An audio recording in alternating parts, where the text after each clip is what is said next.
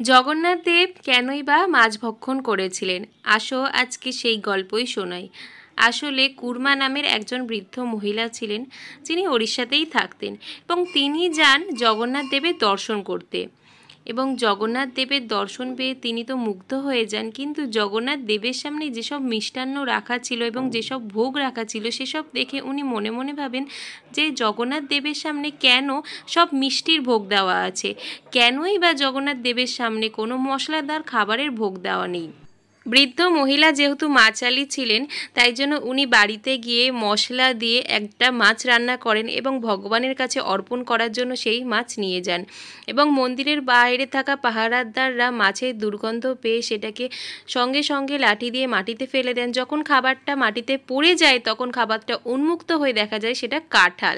বৃদ্ধ মহিলাটা এটা দেখে ভীষণ পরিমাণে অবাক হয়ে যান এবং জগন্নাথ দেবের প্রতি তার শ্রদ্ধা আরও বেড়ে যায় এবং সেই দিন থেকে উনি শুদ্ধ শাকাহারী হয়ে যান এবং তার পরের দিন থেকে উনি প্রত্যেক দিন জগন্নাথ দেবের কাছে কাঁঠাল অর্পণ করতে থাকেন।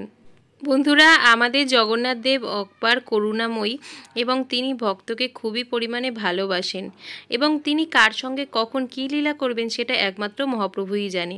আজকের গল্পটা তোমাদের কেমন লাগলো সেটা আমাকে অবশ্যই কমেন্টস বক্সে জানিও। আর জয় জগন্নাথ। জগন্নাথ দেব সবার মঙ্গল করুন।